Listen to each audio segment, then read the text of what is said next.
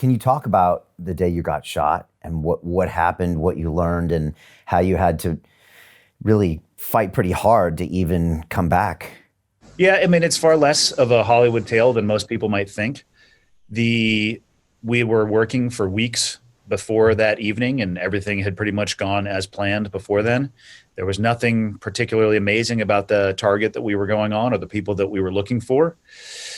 And nothing happened that night leading up to it that seemed incredibly abnormal. So I equate it to going to places like Las Vegas, where you watch somebody playing craps and they're rolling the right number after the right number after the right number. All the casino really needs to do is keep you in that building for long enough. And at some point, you're going to throw a seven and you're going to crap out. Statistically, in a combat occupation where you're facing up against other human beings that have a vote and they can shoot back at you, I think at some point, you're going to reach a statistical point where you're on the wrong side of the dice. And I thought a lot about in the days after I got shot, whether or not I had done something wrong or if I had been in a position where I shouldn't have been, or maybe I made too much noise. And the reality is, I didn't. I was using cover and concealment. I happened to turn my head. I was basically approaching a door, and we were going to set a breaching charge on a door. And I was, as somebody is placing explosives on a door, you're going to have somebody up there with them with a gun because their hands are task occupied with their explosive charge.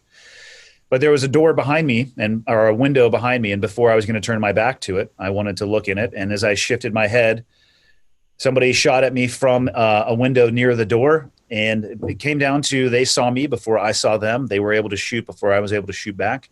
And it literally and figuratively slammed me on my back. I was medevaced out of the country within 48 hours. I was starting my journey back to the United States. Took a little bit longer than that to get back to the United States. But that wheel of the military, it kept on spinning. I didn't see any of the guys that I was working with in the hospital in Iraq. I got medevaced with another guy that was on target with me. He went a different direction because he was in the Army. I was in the Navy, so we went back to different duty stations. And I got home and I was left to my own devices to try to figure out my own rehab and recovery. Because at that time in 2005, in my opinion, the U.S. military was not as prepared as they could have been for the number of casualties and injuries that they would sustain later on. And I don't fault them for that. I just don't think we knew what we were getting into. So I had a lot of time on my own with a lot of pill bottles, and I was in a lot of neuropathic pain. So I went down a rabbit hole a little bit. I don't know if I would call it addiction, but I certainly would call it abuse of the medications that they were giving me. And I think a lot of it was driven because I didn't have a sense of purpose anymore. I didn't know if I was going to be able to operate at the level that I was operating at before. I didn't know if I was even going to be able to stay at the command that I was at before. And the people that I was with, they were still overseas operating at an incredibly high level, which is where I wanted to be. So it was very physically challenging from the pain perspective, but probably even more so emotionally and mentally challenging, and having to deal with all that. And it took me about a year to get my head turned on, correctly reoriented in the direction that I wanted to go. And that actually started for me physically. I just forced myself to go into the gym and start working out. And by physically exhausting myself, I was able to get myself to mentally and emotionally just relax a little bit. And I started sleeping better. And it's kind of a narrative that has stuck with me for the rest of my life. Like, I have to be physical in what I'm doing for an enhanced mental and emotional state. The two are just intrinsically tied for me. But it was a very long path back. It took me about a year and a half to get back on full active duty. And then I went to a training command on the West Coast. I left the command that I was at when I got shot, went to a training command on the West Coast, and then did one more deployment in 2010. So I went from working at a really high level to being at the basement to getting myself back up to a deployable status. Did one more. I think a lot of that was for me to prove to myself that I was going to be able to do it again. And then the time came shortly after that my body just really wasn't physically able to do the job anymore. Wow. And what were the extent of your injuries? Like, where did you get hit and how did you have to rehab yourself? So the rehab, I mean, there's nothing much that could be done because the injury that I sustained was largely neuropathic. So I got shot in the side of the hip from about 15 feet away from an AK-47. And the round either directly interacted with my sciatic nerve, or the window had some metal rebar in it, and the round probably nicked one of the pieces of rebar because as it was spinning on its way towards me, it was coming apart a little bit. So it wasn't one just bullet hole. It kind of spackled the side of my leg. So the round either clipped or cut my sciatic nerve, or if you've ever watched ballistic gel, as a bullet comes through it, it makes a little bit of a wave as it distorts the ballistic gel.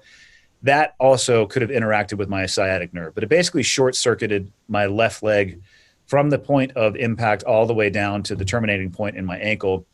So I was a hemiplegic for almost a year, which is basically paralysis of one side of my body. And I was distracted during the daytime because I was focusing on whatever was going on in my day. But I would lay down in bed at night and try to sleep, and I felt like my leg was just on fire. The best description is dipping my leg, my entire leg in gasoline, and then just laying in bed and lighting that on fire. And it was inescapable, which of course took me to, the pill bottles and washing it down with booze, which is not actually resting. That's just passing out. So that didn't help. But there really was no rehab. I was told by far more doctors with far more education than me. I would go and I would ask them, what can I expect? And my answer would be shoulder shrug. I don't know, and I would look at them and say, I didn't go to medical school and I don't know either. So could potentially I get a different answer from you than that? And they would say 1 millimeter a day and maybe 1 inch a month of regrowth. And hopefully at some point the nerve will start to regenerate itself, but it would need to go from the point of impact all the way down to my ankle, which was a few feet away. And it never really did. It stopped about 2 to 3 inches below the kneecap. So I still have some really bad residual nerve damage in my left leg. Pretty common occurrence for me is to roll my ankle because I have a really hard time with stabilization and muscle control. So the rehab is, I don't know when it stopped becoming rehab and it just started becoming, this is the way that I live my life now. But most people, it's so funny, the human body and its ability to compensate. Most people who don't know that I was shot would never know because my walking gait is normal. And I just kind of know how to guard against physical activities that stress my ankle. And it's not something I tell people. Like I meet them for the first time, be like, hey, let's have a cup of coffee. By the way, I got shot.